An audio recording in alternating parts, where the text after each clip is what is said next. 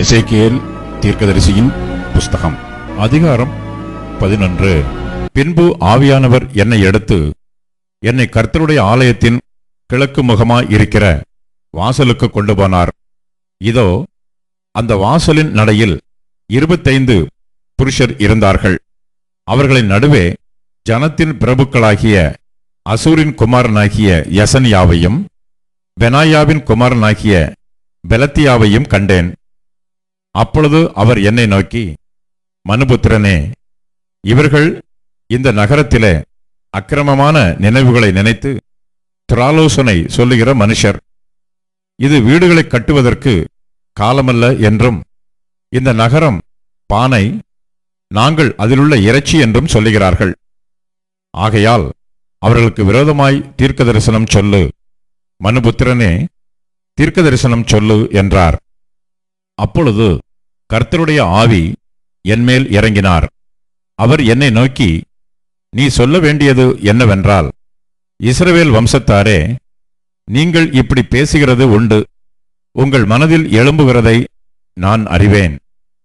இந்த நகரத்தில் நீங்கள் அநேகரை கொலை செய்தீர்கள், அதன் வீதிகளை கொலையுண்டவர்களால் நிரப்பினீர்கள் என்று கர்த்தர் சொல்லுகிறார். ஆகையால் நீங்கள் கொலை செய்து அதன் நடுவிலே போட்டுவிட்டவர்களே இறைச்சியும் இந்த நகரம் பானையுமாமே. உங்களையோ அதற்குள் இராதபடிக்கு புறம்பாக்குவேன் என்று கர்த்தராகிய ஆண்டவர் சொல்லுகிறார். பட்டயத்துக்கு பயப்பட்டீர்கள், பட்டயத்தையே உங்கள் மேல் வரப்பண்ணுவேன் என்று கர்த்தராகிய ஆண்டவர் சொல்லுகிறார். நான் உங்களை அதற்குள் இராதபடிக்கு புறம்பாக்கி உங்களை அந்நியரின் கையில் ஒப்புக்கொடுத்து உங்களில் நியாய தீர்ப்புகளை நிறைவேற்றுவேன். பட்டயத்தால் விழுவீர்கள். இஸ்ரவேல் தேசத்தின் எல்லையிலே உங்களை நியாயம் தீர்ப்பேன். அப்பொழுது நான் கர்த்தர் என்று அறிந்து கொள்வீர்கள். இந்த நகரம் உங்களுக்கு பானையாய் இருப்பதுமில்லை, நீங்கள் அதிலுள்ள இறைச்சியாய் இருப்பதுமில்லை. இஸ்ரவேல் தேசத்தின் எல்லையிலே உங்களை நியாயம் தீர்ப்பேன். என் கட்டளைகளின்படி நடவாமலும் என் நியாயங்களின்படி செய்யாமலும் உங்களை சுற்றிலும் இருக்கிற புற ஜாதிகளுடைய முறைமைகளின்படி செய்த நீங்கள் அப்பொழுது நான் கர்த்தர் என்று அறிந்து கொள்வீர்கள் என்று சொல் என்றார். நான் இப்படி தீர்க்க தரிசனம் சொல்லுகையில் பெனாயாவின் குமாரனாகிய பெலத்தியா செத்தான். அப்பொழுது நான் முகங்குப்புற விழுந்து மகா சத்தமாய், ஆ, கர்த்தராகிய ஆண்டவரே, தேவரீர் இஸ்ரவேலில் மீதியானவர்களை சர்வ சங்காரம் செய்வீரோ என்று முறையிட்டேன். அப்பொழுது கர்த்தருடைய வார்த்தை எனக்கு உண்டாகி, அவர், மனுபுத்திரனே, நீங்கள் கர்த்தரை விட்டு தூரமாய் போங்கள். எங்களுக்கு இந்த தேசம் சுதந்திரமாக கொடுக்கப்பட்டதென்று உன் சகோதரருக்கும் உன் குடும்பத்தாருக்கும் உன் பந்து ஜனங்களுக்கும் இஸ்ரவேல் வம்சத்தார் அனைவருக்கும் எருசலேம் குடிகள் சொல்லுகிறார்கள். ஆகையால் நான் அவர்களை தூரமாக புற ஜாதிகளுக்குள்ளே துரத்தி இருந்தாலும், நான் அவர்களை தேசங்களிலே சிதறடித்திருந்தாலும், நான் அவர்கள் போன தேசங்களில் அவர்களுக்கு கொஞ்ச காலத்துக்கு பரிசுத்த ஸ்தலமாக இருப்பேன் என்று கர்த்தராகிய ஆண்டவர் உரைக்கிறார் என்று சொல். ஆதலால் நான் உங்களை ஜனங்களிடத்திலிருந்து சேர்த்து நீங்கள் சிதறடிக்கப்பட்ட தேசங்களிலிருந்து உங்களை கூட்டிக் கொண்டு இஸ்ரவேல் தேசத்தை உங்களுக்கு கொடுப்பேன் என்று கர்த்தராகிய ஆண்டவர் உரைக்கிறார் என்று சொல்லு. அவர்கள் அங்கே வந்து அதில் சீ என்று இகழப்படத்தக்கதும் அருவருக்கப்படத்தக்கதுமாய் இருக்கிறதையெல்லாம் அதிலிருந்து அகற்றுவார்கள். அவர்கள் என் கட்டளைகளின்படி நடந்து என் நியாயங்களை கைக்கொண்டு அவைகளின்படி செய்ய நான் அவர்களுக்கு ஏக இருதயத்தை தந்து அவர்கள் உள்ளத்தில் புதிய ஆவியை கொடுத்து கல்லான இருதயத்தை அவர்கள் மாம்சத்திலிருந்து எடுத்து போட்டு சதையான இருதயத்தை அவர்களுக்கு அருளுவேன். அவர்கள் என் ஜனமாய் இருப்பார்கள், நான் அவர்கள் தேவனாய் இருப்பேன். ஆனாலும் சீ என்று இகழப்படத்தக்கதும் அருவருக்கப்படத்தக்கதுமான தங்கள் இருதயத்தின் இச்சையிலே எவர்கள் நடக்கிறார்களோ அவர்களுடைய வழியின் பலனை அவர்கள் தலைகளின் மேல் சுமரப் பண்ணுவேன் என்று கர்த்தராகிய ஆண்டவர் சொல்லுகிறார். அப்பொழுது கேருபீன்கள் தங்கள் செட்டைகளை விரித்து எழும்பின, சக்கரங்களும் அவைகளுக்கு அருகே சென்றன. இஸ்ரவேலின் தேவனுடைய மகிமை அவைகளின் மேல் உயர இருந்தது. கர்த்தருடைய மகிமை நகரத்தின் நடுவிலிருந்து எழும்பி நகரத்துக்கு கிழக்கே இருக்கிற மலையின் மேல் போய் நின்றது. பின்பு ஆவியானவர் என்னை எடுத்து என்னை தேவனுடைய ஆவிக்குள்ளான தரிசனத்திலே கல்தேயாவுக்கு சிறைப்பட்டு போனவர்கள் இடத்திலே கொண்டு போய்விட்டார். அப்பொழுது நான் கண்ட தரிசனம் என்னிலிருந்து எடுபட்டு போயிற்று. கர்த்தர் எனக்கு காண்பித்த யாவையும் சிறையிருப்பில் இருந்தவர்களுக்கு சொன்னேன். எசேக்கியேல் தீர்க்கதரிசியின் புஸ்தகம் அதிகாரம் 12. கர்த்தருடைய வார்த்தை எனக்கு உண்டாகி, அவர், மனுபுத்திரனே, நீ கலக வீட்டாரின் நடுவிலே தங்கியிருக்கிறாய். காணும்படிக்கு அவர்களுக்கு கண்கள் இருந்தாலும் காணாமற் போகிறார்கள், கேட்கும்படிக்கு அவர்களுக்கு காதுகள் இருந்தாலும் கேளாமற் போகிறார்கள். அவர்கள் கலக வீட்டார். இப்போதும் மனுபுத்திரனே, நீ பரதேசம் போகும்படி பிரயாண சாமான்களை ஆயத்தப்படுத்தி பகற்காலத்திலே அவர்கள் கண்களுக்கு முன்பாக பிரயாணப்படு. உன் ஸ்தலத்தை விட்டு வேறே ஸ்தலத்துக்கு அவர்களுடைய கண்களுக்கு முன்பாக புறப்பட்டு போ. அவர்கள் கலக வீட்டார் ஆனபோதிலும் ஒருவேளை சிந்தித்து உணர்வார்கள். சிறையிருப்புக்கு போகிறவனைப் போல் உன் சாமான்களை நீ பகற்காலத்திலே அவர்கள் கண்களுக்கு முன்பாக வெளியே வைத்து, நீ சாயங்காலத்திலே அவர்கள் கண்களுக்கு முன்பாக சிறையிருப்புக்கு போகிறவனைப் போல் புறப்படுவாயாக. அவர்களுடைய கண்களுக்கு முன்பாக நீ சுவரிலே துவாரமிட்டு அதன் வழியாய் அவைகளை வெளியே கொண்டு போவாயாக. அவர்களுடைய கண்களுக்கு முன்பாக அவைகளை உன் தோளின் மேல் எடுத்து மாலை மயங்கும் வேளையிலே வெளியே கொண்டு போவாயாக. நீ தேசத்தை பாராதபடி உன் முகத்தை மூடிக்கொள். இஸ்ரவேல் வம்சத்தாருக்கு உன்னை அடையாளமாக்கினேன் என்றார். எனக்கு கட்டளையிட்டபடியே நான் செய்தேன். சிறைப்பட்டு போகும்போது சாமான்களை கொண்டு போவது போல என் சாமான்களை பகற்காலத்தில் வெளியே வைத்தேன். சாயங்காலத்திலோ கையினால் சுவரிலே துவாரமிட்டு மாலை மயங்கும் வேளையிலே அவைகளை வெளியே கொண்டு போய் அவர்கள் கண்களுக்கு முன்பாக அவைகளை தோளின் மேல் எடுத்துக்கொண்டு போனேன். விடியற்காலத்திலே கர்த்தருடைய வார்த்தை எனக்கு உண்டாகி, அவர், மனுபுத்திரனே, கலக வீட்டாராகிய இஸ்ரவேல் வம்சத்தார் உன்னை பார்த்து, நீ செய்கிறது என்னவென்று உன்னை கேட்டார்கள் அல்லவா? இது எருசலேமில் இருக்கிற அதிபதியின் மேலும் அதன் நடுவில் இருக்கிற இஸ்ரவேல் வம்சத்தார் அனைவரின் மேலும் சுமரும் பாரம் என்று கர்த்தராகிய ஆண்டவர் உரைக்கிறார் என்று அவர்களிடத்தில் சொல்லு. நீ அவர்களை நோக்கி, நான் உங்களுக்கு அடையாளமாயிருக்கிறேன்.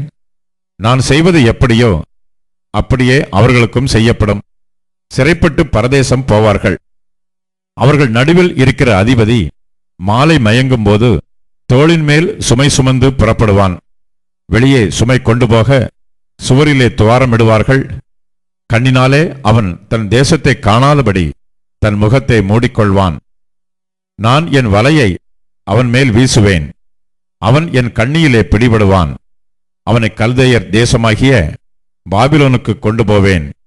அங்கே அவன் சாவான், ஆகிலும் அதை காணமாட்டான்.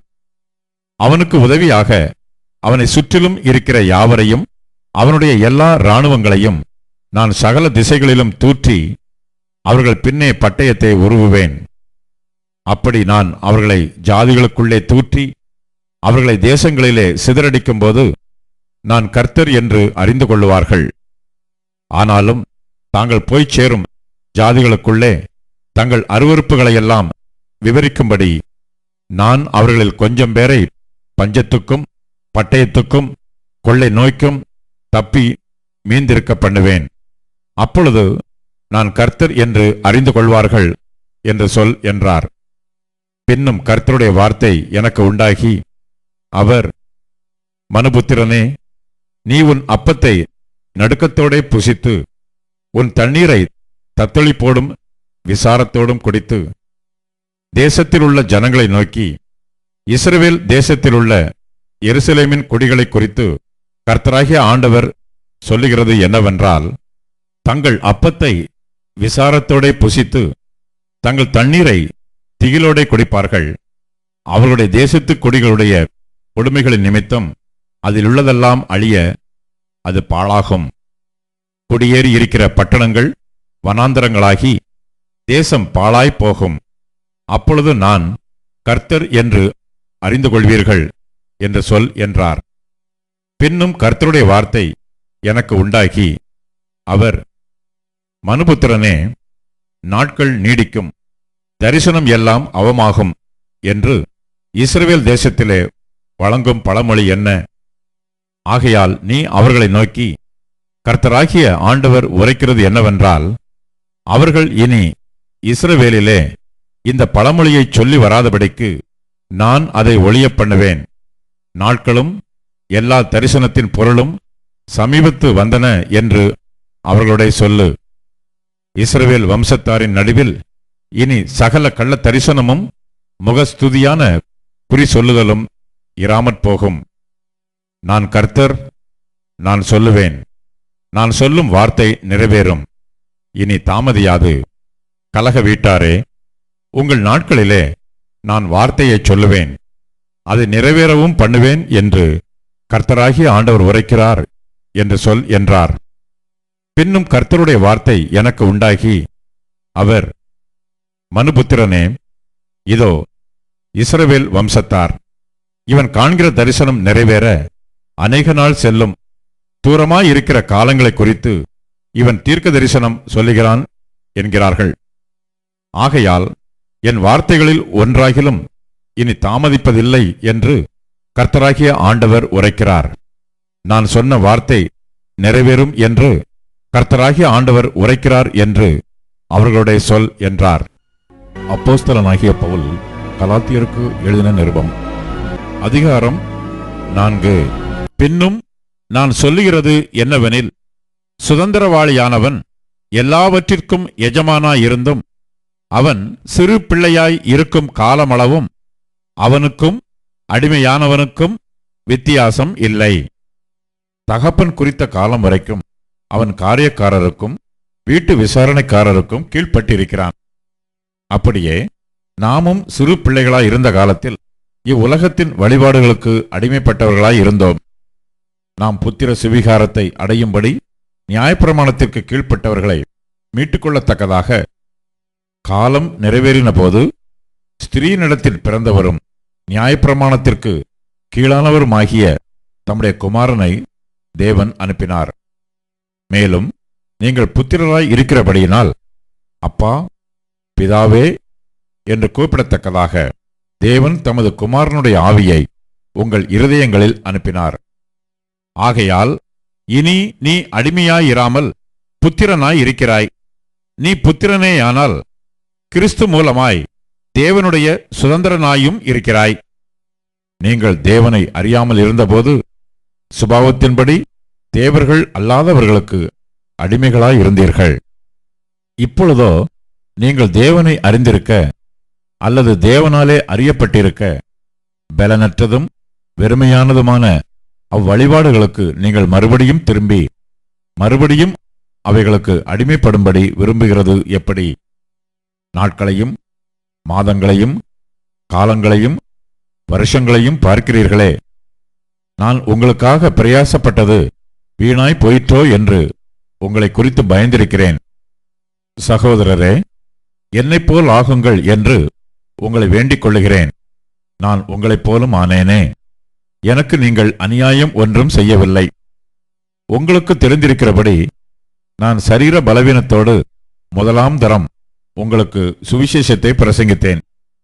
அப்படி இருந்தும் என் சரீரத்தில் உண்டாயிருக்கிற சோதனையை நீங்கள் அசட்டை பண்ணாமலும் அரோசியாமலும் தேவதூதனைப் போலவும் கிறிஸ்து இயேசுவைப் போலவும் என்னை ஏற்றுக்கொண்டீர்கள். அப்பொழுது நீங்கள் கொண்டிருந்த ஆனந்த பாக்கியம் எங்கே? உங்கள் கண்களை பிடுங்கி எனக்கு கொடுக்கக்கூடுமானால் அப்படியும் செய்திருப்பீர்கள் என்று உங்களுக்கு சாட்சியாயிருக்கிறேன். நான் உங்களுக்கு சத்தியத்தை சொன்னதினாலே உங்களுக்கு சத்துருவானேனோ? அவர்கள் உங்களை நாடி வைராக்கியம் பாராட்டுகிறார்கள். ஆகிலும் நல் மனதோடே அப்படி செய்யாமல் நீங்கள் அவர்களை நாடி வைராக்கியம் பாராட்டும் பொருட்டு உங்களை புறம்பாக்க விரும்புகிறார்கள். நல் விஷயத்தில் வைராக்கியம் பாராட்டுவது நல்லதுதான். அதை நான் உங்களிடத்தில் இருக்கும் பொழுது மாத்திரமல்ல, எப்பொழுதும் பாராட்ட வேண்டும். என் சிறு பிள்ளைகளே, கிறிஸ்து உங்களிடத்தில் உருவாகும் அளவும் உங்களுக்காக மறுபடியும் கற்ப வேதனைப்படுகிறேன். உங்களை குறித்து நான் சந்தேகப்படுகிறபடியால் நான் இப்பொழுது உங்களிடத்தில் வந்திருந்து வேறு வகையாக பேச விரும்புகிறேன். நியாயப்பிரமாணத்திற்கு கீழ்ப்பட்டிருக்க விரும்புகிற நீங்கள் நியாயப்பிரமாணம் சொல்லுகிறதை கேட்கவில்லையா? இதை எனக்கு சொல்லுங்கள். ஆபிரகாமுக்கு 2 குமாரர் இருந்தார்கள் என்று எழுதியிருக்கிறது. ஒருவன் அடிமையானவரிடத்தில் பிறந்தவன், ஒருவன் சுயாதீனம் உள்ளவரிடத்தில் பிறந்தவன். அடிமையானவரிடத்தில் பிறந்தவன் மாம்சத்தின்படி பிறந்தான். சுயாதீனம் உள்ளவரிடத்தில் பிறந்தவன் வாக்குத்தத்தத்தின்படி பிறந்தான். இவைகள் ஞான அர்த்தம் உள்ளவைகள். அந்த ஸ்திரீகள் 2 ஏற்பாடுகளாம். ஒன்று சீனாய் மலையில் உண்டான ஏற்பாடு. அது அடிமைத்தனத்திற்குள்ளாக பிள்ளை பெறுகிறது. அது ஆகார் என்பவள் தானே. ஆகார் என்பது அரபி தேசத்திலுள்ள சீனாய் மலை. அந்த ஆகார் இப்பொழுது இருக்கிற எருசலேமுக்குச் சரி. இவள் தன் பிள்ளைகளோட கூட அடிமைப்பட்டிருக்கிறாளே. மேலான எருசலேமோ சுயாதீனம் உள்ளவள். அவளே நம் எல்லாருக்கும் தாயானவள். அந்தப்படி பிள்ளை பெறாத மலடியே, மகிழ்ந்திரு. கற்ப வேதனைப்படாதவளே, களிப்பாய் எழும்பி ஆர்ப்பரி. புருஷன் உள்ளவளை பார்க்கிலும் அநாத ஸ்திரீக்கே அதிக பிள்ளைகள் உண்டு என்று எழுதியிருக்கிறது. சகோதரரே, நாம் ஈசாக்கைப் போல வாக்குத்தத்தத்து பிள்ளைகளாய் இருக்கிறோம். ஆகிலும் மாம்சத்தின்படி பிறந்தவன் ஆவியின்படி பிறந்தவனை அப்பொழுது துன்பப்படுத்தினது போல இப்பொழுதும் நடந்து வருகிறது. அதை குறித்து வேதம் என்ன சொல்லுகிறது? அடிமையானவளின் மகன் சுயாதீனம் உள்ளவளுடைய குமாரனோட சுதந்திரவாளியாய் இருப்பதில்லை. ஆகையால் அடிமையானவளையும் அவளுடைய மகனையும் புறம்பே தள்ளு என்று சொல்லுகிறது. இப்படி இருக்க, சகோதரரே, நாம் அடிமையானவளுக்கு பிள்ளைகளாய் இராமல் சுயாதீனம் உள்ளவளுக்கே பிள்ளைகளாய் இருக்கிறோம்.